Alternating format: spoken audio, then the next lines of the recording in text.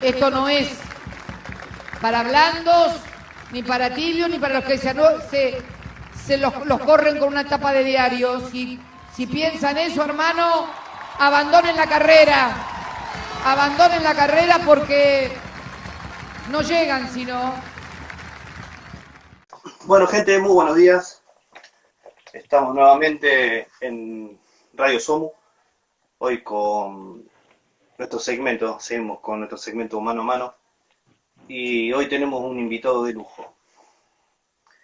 Está con nosotros Luciano Orellano, político y escritor. Puede ser, ¿no, Luciano? Buenos días. Sí, digamos que sí, por necesidad, por necesidad. Viste, vamos de la realidad a los problemas, lo que nos va surgiendo en la vida y la necesidad de una Argentina mucho más justa, ¿no? Y bueno, en esa necesitamos encontrar un rumbo los argentinos y salir de esta situación sería. Y desde ahí la necesidad de este trabajo, de encontrar las causas de nuestros grandes dramas de los argentinos y tratar de aportar un granito de arena para alumbrar los caminos, digamos, de que poder dar vuelta a la situación, ¿no es cierto?, dramática que vive el pueblo argentino. Sí. Y la nación argentina, ¿no es cierto? Sí, se entiende muy bien lo que quieres decir. Luciano, comentamos un poquito de vos. ¿Quién sos? ¿Qué hiciste? ¿Qué haces?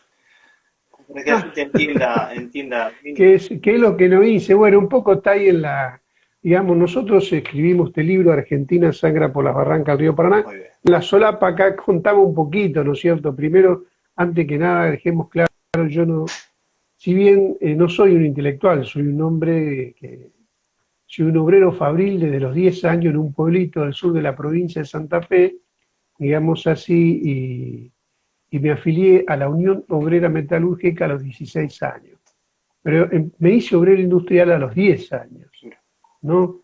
Y a los 16 tenía un delegado en mi pueblo, en esa fábrica, una fábrica de 15 obreros, chica, y había un delegado, y el delegado me trajo un convenio colectivo de trabajo que yo no sabía qué es lo que era y cómo era, y me costó muchísimo poder entender incluso algunas palabras. Decía, convenio colectivo. ¿Qué quiere decir colectivo? ¿Se entiende? Sí. Bueno, en esa se inició todo un proceso, pero sobre la base de sufrir la explotación, ¿no es cierto?, la desigualdad, de las tremendas injusticias que vivíamos. Yo estuve en varios puestos de laburo, digamos, entre ellos estaba la sección pintura, y había un tema con las cuestiones de seguridad, los horarios, la jornada de trabajo, la ropa, la leche que nos tenían que dar porque todo pintábamos con sintético y eso se nos pegaba en los pulmones. Y bueno, de ahí se inició todo este proceso, digamos así. Y después, bueno, como dice ahí, me incorporé, digamos, a la Juventud Comunista Revolucionaria y bueno, milité toda mi vida. Después tomé tarea en el movimiento obrero, fui delegado, fui obrero de la carne, fui delegado en el frigorífico Suite, constituimos algunas agrupaciones y hemos tenido experiencia gremial y también hemos tenido experiencia en el año 2001 también tomamos tarea en el movimiento desocupado, después fui dirigente de la juventud en la provincia de Santa Fe, después lo fui a nivel nacional, es decir, siempre con los sueños los sueños de Belgrano, de una emancipación americana, argentina, para la felicidad de la gente. Ese es el sueño de las causas profundas que tenemos que dar vuelta a los argentinos. Y bueno, un hombre comprometido, un paisano, yo que soy un paisano, un hombre que lleva al país adentro, ¿se entiende? Sí. Y que tenga una sola cosa clara, que en la escala del género humano, aquellos que se preocupan por los demás están en lo más alto. Y en eso entran todos los seres que se distinguen de unos de otros. Bien. Explícanos un poquito que a través de toda esta experiencia que tuviste te llevó a escribir un libro. Contanos un poquito de eso. Bueno, el gran tema es, digamos, El libro es un libro para que la gente conozca, que lo está escuchando. Primero, no es un libro bastante, que es un libro casi de 450 páginas, que va a llegar a las 500, porque usted sabe que ese libro, es decir, Argentina sangra por la barranca del río Paraná, se ha agotado. Es un libro que tuvo una, digamos, de trascendencia de carácter nacional, en algunas cuestiones internacionales, 440 páginas, es una investigación de 10 años, no es una cuestión que surgió de la noche a la mañana, y tiene 15 capítulos, ¿no? En eso la integración de la Argentina al mercado mundial, cuál es la unidad productiva de América del Sur, y aborda la Cuenca del Plata como una unidad productiva, después se lo podemos desarrollar, ¿no es cierto? El embudo de América del Sur y todo lo que hace al comercio exterior, cómo se integra la Argentina, quién vende y quién compra, que aborda todo lo que hace a las relaciones comerciales, y en eso la soberanía, analiza no solo el comercio exterior, sino en manos de quién está, ¿no? Además, tiene otros trabajos que tienen que ver, digamos, en la Cuenca del Plata, sobre cuál es la estructura sobre la propiedad de la tierra en América del Sur, ¿no es cierto?, que también aborda esos temas. Y después tenemos cómo se produce el saqueo. Y ahí tenemos todo un capítulo que habla de planificación tributaria nociva. Sí, ¿cuál es el mecanismo que tiene el imperialismo para saquear a los países de América del Sur? En particular, este capítulo le da un carácter internacional a este trabajo. ¿Por qué? Porque explica en concreto cómo opera, es decir, cómo opera los paraísos fiscales, ¿no es cierto?, los domicilios que tienen todas estas empresas, los precios de transferencia, que son comercio intrafábrica, ¿no?, su facturación, triangulación, bueno, todos los mecanismos del saqueo, que usted lo puede aplicar. Esto le da un carácter universal porque explica cómo hoy, esto lo puede aplicar al cobre en Chile, se entiende, lo puede aplicar al mineral de hierro en Brasil, si lo puedo aplicar acá, lo puedo aplicar a cualquier. Y después tiene otros capítulos que, ¿no es cierto?, que es la Bolsa de Comercio de la ciudad de Rosario, que es un órgano no solo de carácter financiero, como es la timba, como es toda la cuestión, que además cómo trabaja, para que tengan una idea, los rosarinos, se han hecho 51 millones de operaciones en la ciudad, en la Bolsa de Comercio de Rosario. Si bien no deja de ser una bolsa auxiliar, ¿no?, en relación a Chicago, porque los precios internacionales de los cereales se fijan en Chicago, pero también tiene una importancia. Después aborda las luchas que alumbran caminos, que decimos nosotros, y hacemos un balance de las luchas del movimiento obrero, digamos, sobre todo las huelgas, digamos, el 2015, 2018, y ahora incorporamos la última gran huelga de 21 días que hubo, digamos, sobre los puertos. También tenemos esa cuestión, la industria naval, bueno, cómo es la marina mercante, pero cómo es la marina mercante en el mundo y en la Argentina. ¿Entiendes? No analiza las cuestiones del ombligo, sino parte de un análisis general y después analiza en particular cómo es eso en la Argentina. La industria naval. En materia comercial me olvidé algo muy importante, analizamos la experiencia, las mejores experiencias argentinas.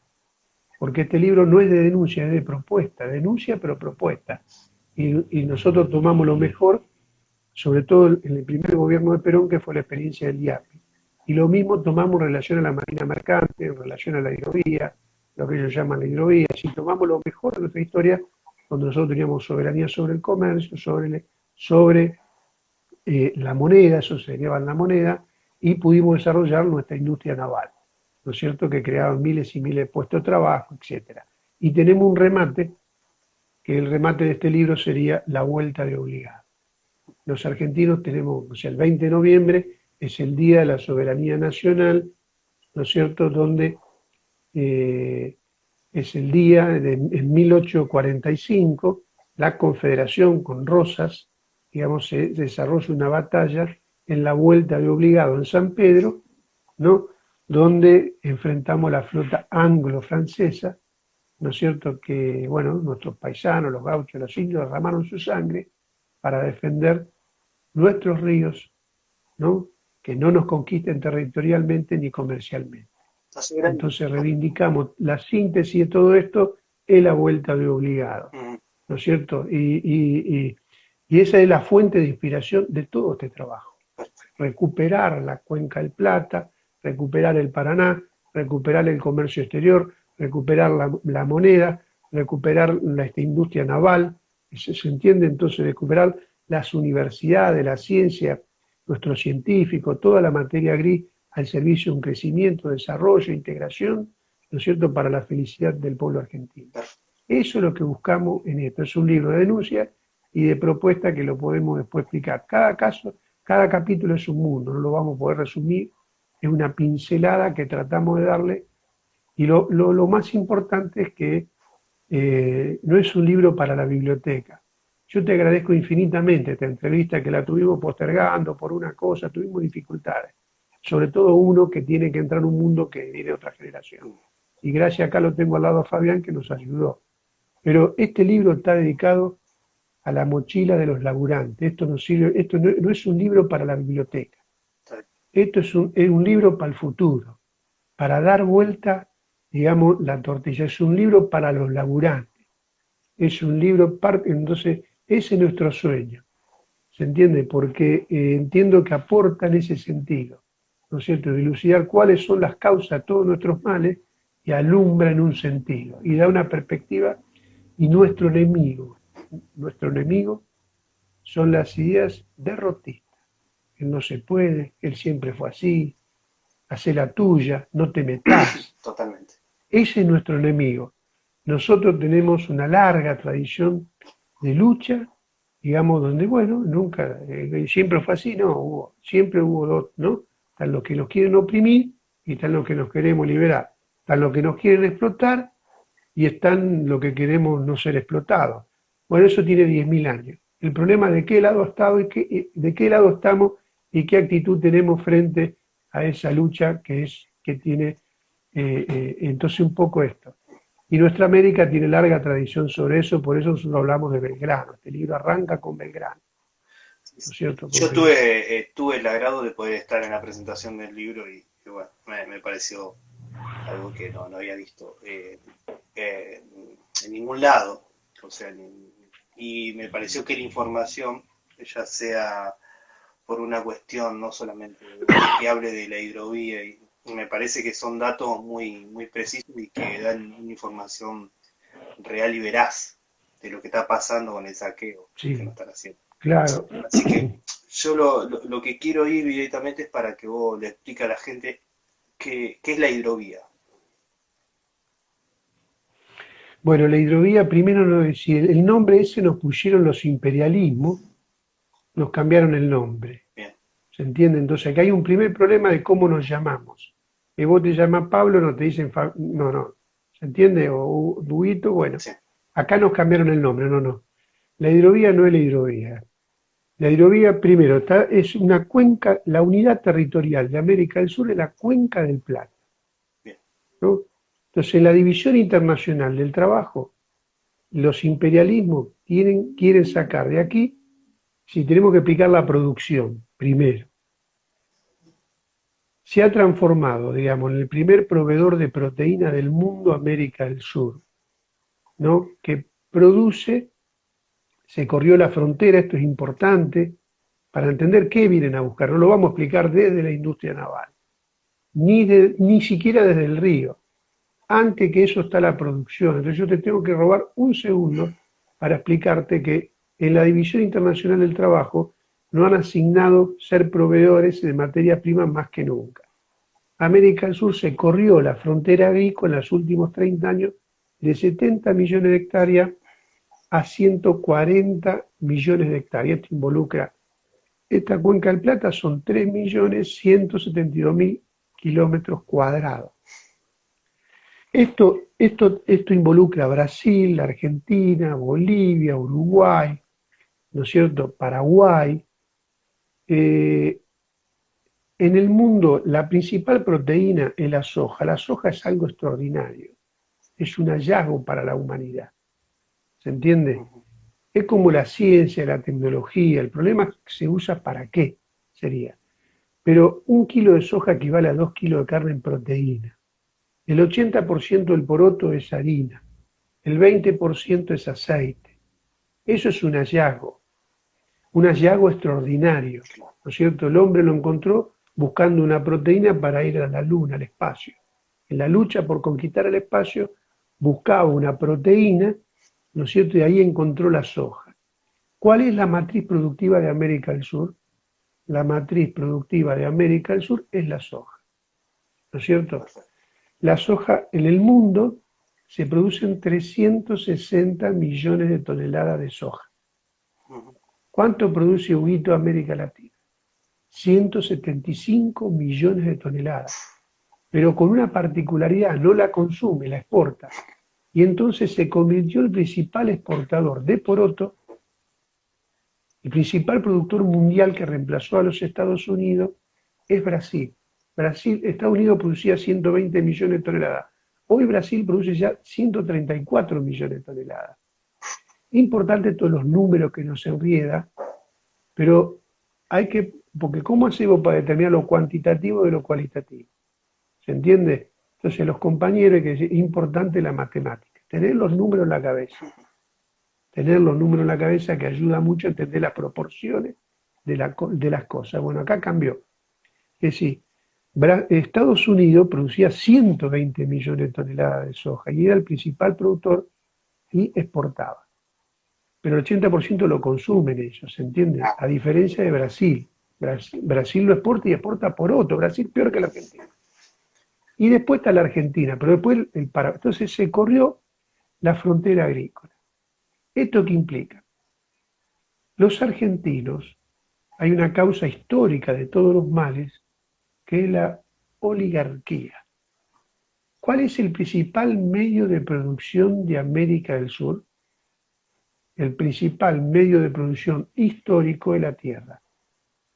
Una vez tuvo mula, otra que iba al Potosí, otra vez tuvo oveja, otra vez tuvo carne, ¿se entiende? Ahora es la soja. Entonces el principal medio de producción es la tierra. Tiene que quedarnos claro esto. ¿De manos de quién está la tierra? Entonces en América del Sur la tierra está entre el 50% de las tierras productivas de América del Sur, entre el 2 y el 10% la tiene este 50%. Al correrse la frontera agrícola se duplicó, había 70, se multiplicaron 70 millones de toneladas, deforestaron, arrasaron con los pueblos originarios, con culturas milenarias, todo el desastre que hicieron, y valorizaron su tierra por 10, por 1000, por 10.000. Un cambio, y eso se expresa en la política, en las relaciones de poder. Entonces de repente, Huguito, vos te encontrás que en Santiago del Estero te aparece un estadio tipo Barcelona, ¿te das cuenta? Un tipo que tenía 2.000 hectáreas, criaba chiva, ¿tá? Ahora ese tipo el campo se le multiplicó por, bueno, y las unidades productivas son de 10.000 hectáreas para arriba, ¿no? Entonces te encontrás acá como los Grobo Patel, que dice, yo soy un sin tierra, pero él tiene 200.000 hectáreas, trabaja, ¿se entiende? Claro.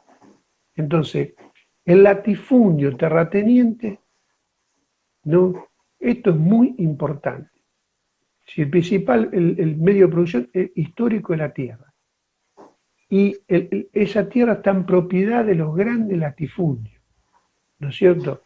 Y después está quién produce, y ahí vienen los Grobopatel, la unidad productiva. La facturación, digamos, de esos 360 millones de toneladas de soja, nosotros pusimos 175 millones de toneladas, ¿y quién produce? Y acá vamos a hablar de los trabajadores. El nuevo, lo que yo le llamo el nuevo proletariado moderno, ¿no es cierto? Donde esta cosecha va a representar a lo que no tienen. Yo sé que esto cuesta, porque un trabajador que está viendo si compra una bolsa de cemento para hacer su casita, si llega a fin de mes, todos los dramas que tiene hoy el pueblo, ¿no es cierto? Pero le voy a dar un número. Hoy América del Sur produce por 120.000 millones de dólares. ¿Está? Es una cifra que tenés que meditarla. ¿Cómo hace vos para ponerla en la cabeza? ¿Se entiende? Ahora eso está en manos de estos tipos los grandes pools de siembra, los grandes propietarios, ¿no? Y dentro de eso hay muchos, los Soros. Nosotros tenemos un capítulo que hablamos de Soros en el libro. Por ejemplo, Soros es un húngaro que tiene 74 millones sí, 74.000 hectáreas en la provincia de Santa Fe. Entonces, ¿qué decimos? ¿Por qué decimos?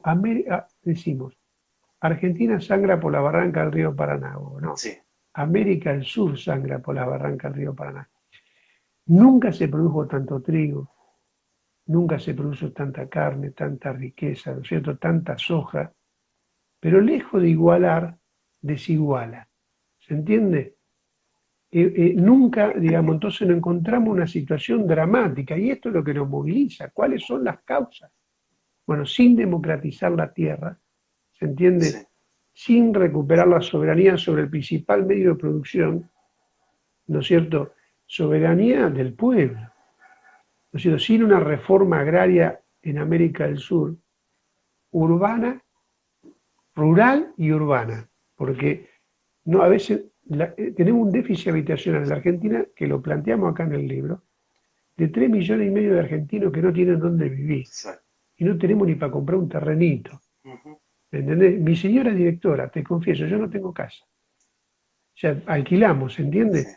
Pero mi señora siendo directora y yo laburando, intentamos por acá, no tenemos vivienda. Laburando, imagínate los que están afuera. Entonces, si la Argentina necesita democratizar la tierra, democratizar su riqueza, su propiedad, ¿tá? Sin eso es lo que estamos viendo hoy. Se duplicaron los precios internacionales, es imposible comprar un kilo de carne. Entonces, todo eso Argentina se ha convertido, dijimos la soja, pero además somos el primer exportador de aceite y de harina. Y el embudo de América del Sur es los puertos. Entonces, bueno, te quería hacer esta introducción, esta segunda edición lo explicamos, y no te dije lo más importante de lo más importante. No hay posibilidad de crear valor. La única forma de crear valor es a través del trabajo. ¿Se entiende? Sí. No hay otra forma de crear riqueza. ¿Se entiende? Si vos el trigo, no, bueno, de todo esto que yo te mencioné, ¿sabés cuánto representa el trabajo? ¿Cuánto representa el costo laboral que ellos llaman? Mal llamado, o lo que ellos llaman la fuerza de trabajo, el 1%. Nada. O sea, el 1%, entonces yo acá le pongo, con $20 por hectárea, ¿no? Ellos sacan $2.000 por hectárea. O sea, fíjate vos lo que representa. Con $20 producen $2.000. Claro. ¿No? Entonces esto es muy importante. Estos son los temas. No podemos vivir los argentinos de espalda a la tierra y al problema agrario. Y han convertido a América del Sur, cada vez se entiende menos esto. ¿Por qué?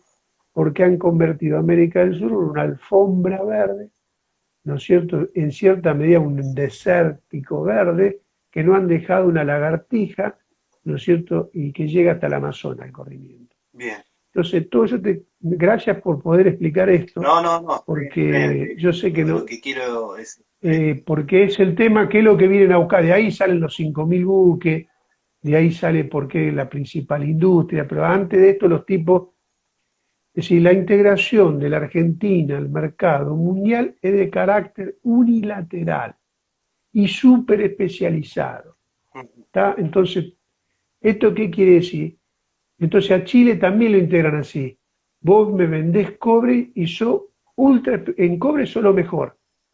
Pero estás encadenado a no una economía autónoma integrada, el campo, la ciudad, 10 ramas de la... ¿Se entiende? Sino que está subordinado a venderle a ellos, producir esto, que quede la mitad fuera, y hoy te chantajean, te dicen, bueno, y si no entran los dólares en el campo, ¿se entiende?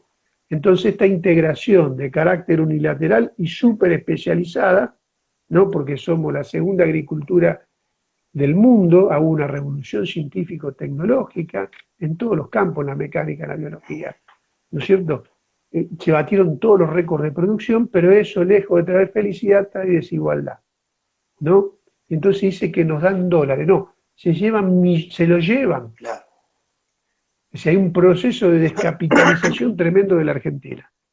Bien. Bueno, Hugo, te dejo que me orienté un poquito para no irme por la rama. Bien, bien. No, no, está bien. Apuntamos a eso, a la explicación, información y a una base de datos para que la gente entienda de lo que estamos hablando y que sepa la importancia que tiene esto. Escúchame, vamos a hablar un poquito de la hidrovía. La hidrovía está Sí, dale. concesionada en este momento, si no me equivoco, ¿puede ser? Sí, sí, sí. Sí, los argentinos estamos primero frente a una oportunidad. Bien, bien. Déjame hacer Primero. ¿Por qué? Porque déjame hacer un hace... puntito. Sí, sí, sí, O sea, Hugo. a raíz de que está concesionada, me tenés que decir quién tiene la concesión, quién trabaja en este Claro, sentido. a eso vamos. Haceme un Bien. contenido de Sí, información. sí, Hugo. Mirá, el tema es así. La, la concesión está en manos de una empresa belga de hace 25 años, ¿no es cierto? Está en manos de una empresa belga, ¿no? Que está asociada a otra empresa que es EMEPA, Gabriel Romero, es de la mafia del Cotino Siglia. Es una banda de un sector, digamos que viene de Chascomú. eh, bueno, toda una rosca, porque el Gabriel Romero no tiene nada que ver con la hidrovía, ¿se entiende? Porque esto viene antes incluso de Menem, esa empresa. Pero lo vamos a dejar. Eso es los belgas. Hace 25 años que los belgas tienen el control, no el dragado, ¿no es cierto? El mantenimiento de esa autopista, que son de 3.442 kilómetros y que tiene, lo que está en licitación ahora, es 1.238 kilómetros. Ustedes saben que por el Pilcomayo, el Bermejo, baja todo el sedimento de la cordillera, por ahí desde ahí para abajo se convierte el río en marrón, digamos así, y un sedimento que llega hasta el río de la Plata. Eso implica un mantenimiento de succión, ¿no? Y sobre todo se trabaja sobre los puntos críticos, que además se utiliza otro que es la cuestión, una draga de corte, que es lo que tiene la Yanderul, son 7 de succión y una de corte. Y además, y después hace el balizamiento, ¿no? Esto es una unidad hídrica solo comparable con el río Mississippi. Esto es importante que se entienda que no estamos hablando de un río, sino que estamos hablando de todos los ríos de América del Sur, de ese gran humedal, de los acuíferos guaraní, todo eso drena el segundo, el tercero del mundo, de agua dulce.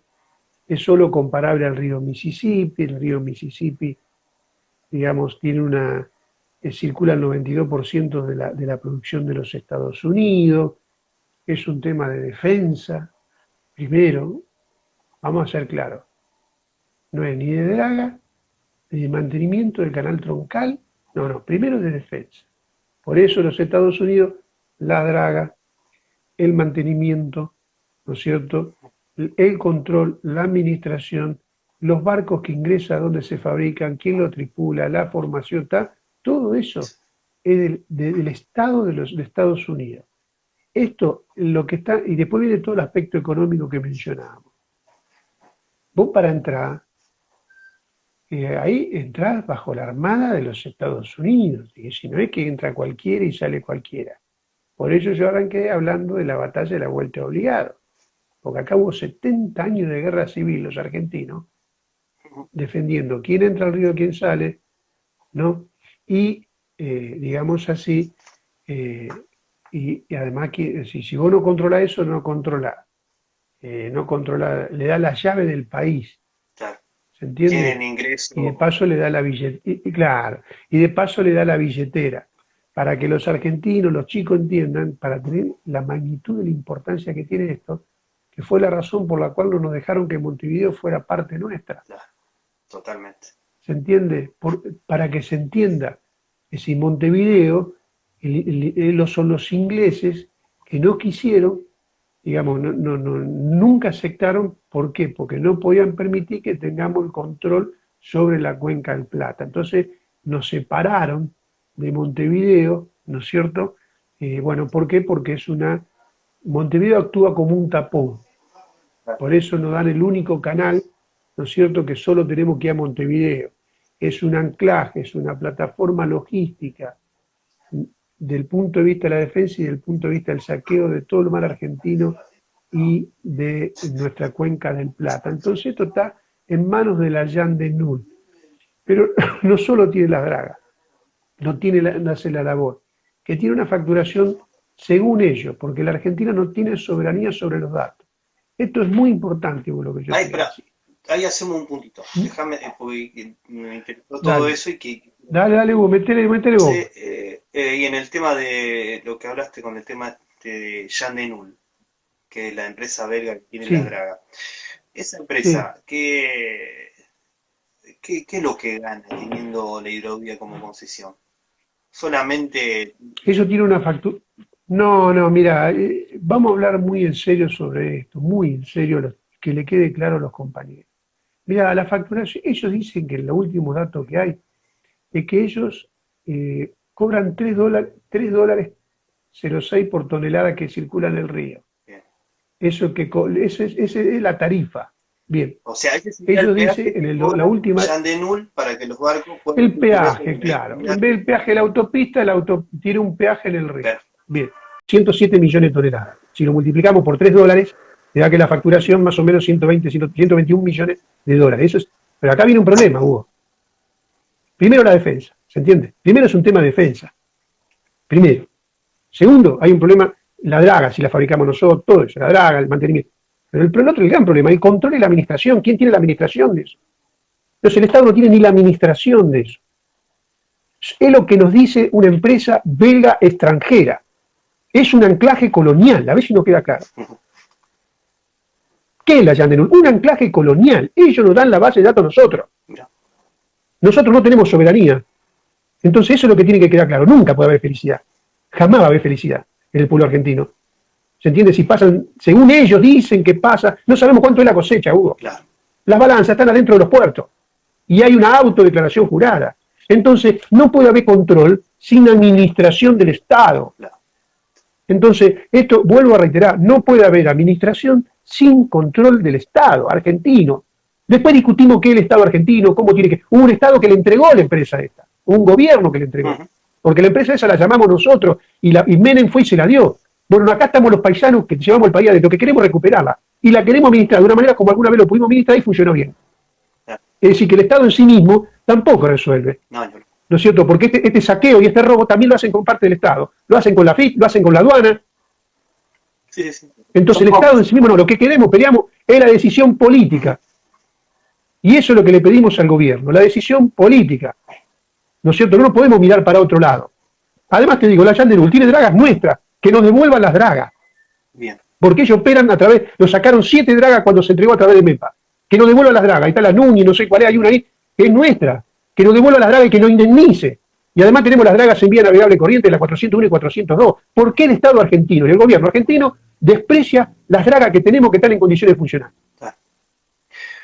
Entonces, y además te voy a decir más, y te tengo que decir otra cosa más, Hugo, perdóname porque me apasiona un poquito, pero que los argentinos entendamos. Mira, yo estuve en Mar del Plata, fui a ver al señor Contesi, que dirige la Federación de la Industria Naval Argentina.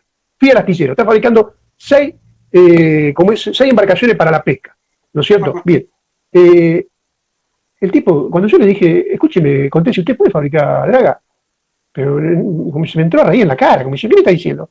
Y me mostró toda la lista de los barcos que fabricó el tipo, lleva 50 años. Hay una industria naval argentina. Claro. Pero además tenemos los astilleros Río Santiago, que le fabricamos las corbetas misilísticas para Alemania. Nosotros en el astillero se están fabricando los barcos petroleros.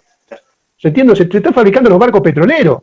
Nosotros podemos fabricar la barcaza, porque todo este modelo tiene como contrapartida enterrar la posibilidad de industrializar la Argentina. Eso es lo que está. Y le pedimos al gobierno que confíe en los argentinos, que confíe en los trabajadores. Porque tanto la industria naval, tanto los laburantes, estuve con los chicos ahí de Mar del Plata también, como ¿cómo se llama ese sindicato con los navales? Los argentinos, si nos convocan a fabricar la draga, en 2 años le hacemos 20 dragas.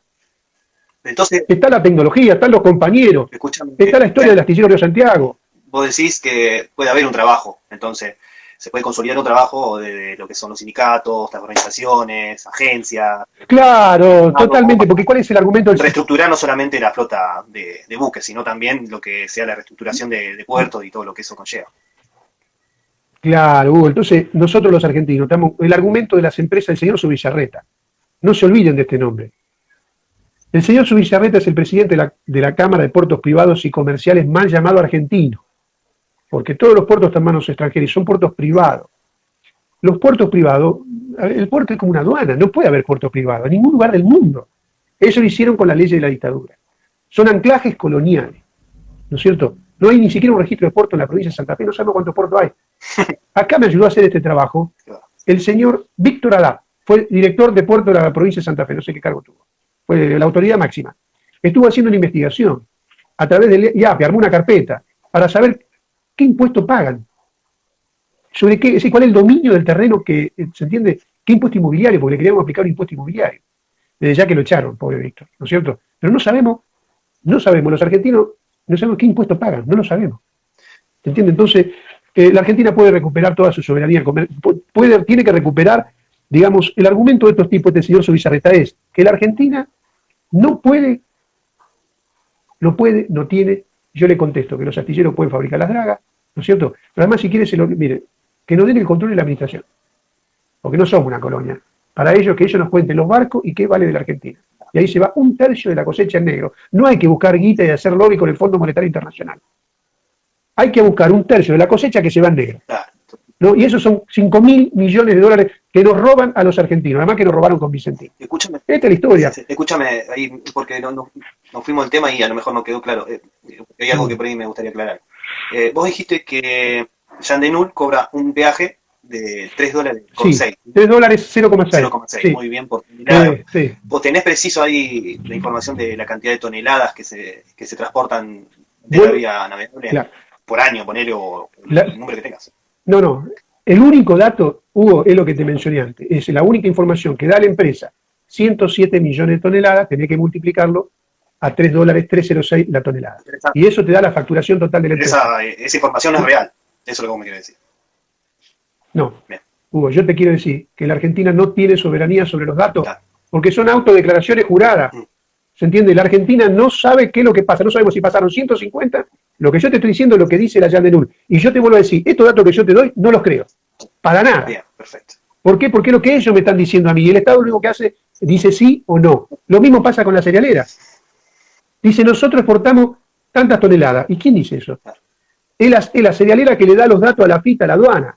Y después tenemos gente en la aduana que es millonaria, viejo. No jodas. Esto así no. Entiendo muy bien. Entonces, datos... bien. Sí. Siguiendo un poquito con el tema, contanos... Dale, Hugo. A partir de lo que contaste de lo naval, explica un poquito si hay algún trabajo o algún proyecto, o se planifica algo en pos de lo que vos escribiste en el libro para reflotar la marina. Mirá, sí, hay proyectos, digamos. Hay un proyecto de ley que lo que llama la atención.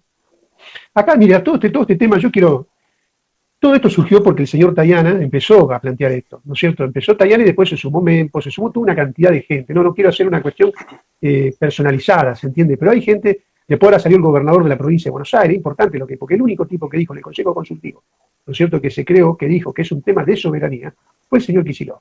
Pero todo esto viene a que el ex canciller, el señor Tayana, planteó el tema. Y a partir de ahí se inició un proceso donde nosotros ya teníamos el libro escrito, ¿se entiende? Pero, bueno, apareció Mempo Giardinelli, apareció Peretti, empezaron los gremios, ¿no es cierto? Bueno, empezamos a armar el foro. Bueno, se calcula que hay 300 agrupaciones ya en el país que están planteando la recuperación, ¿no es cierto?, del Paraná y de esta cuestión. Y sí, hay proyectos para volver a crear un ente, hay proyectos sobre la industria naval, hay proyectos de todo. Lo que llama la atención, ¿no es cierto?, el silencio de algunos legisladores que actúan. El Estado que me parece está haciendo oído sordo al pedido de la gente. Claro, entonces, bueno, pero ahí está, se abrió una brecha. Nosotros lo que estamos tratando de abrir una brecha. Totalmente. ¿Se entiende? Ya que vos me llames y que estemos charlando de estos temas, Sí. nosotros ahí en Mar del Plata tuvimos una reunión con el señor, con otra gente, digamos, el consorcio del puerto de Mar del Plata, Felicia, y le decíamos, mirá, que las urgencias están bien, porque hoy, te imaginas, estamos en el medio de la pandemia. Si vamos a hablar algo de soberanía, hablemos de la vacuna. Totalmente. No hay posibilidad, frente a un derecho, ¿no es cierto?, que es de la humanidad, el derecho a la vacuna es un derecho universal, ¿no es cierto?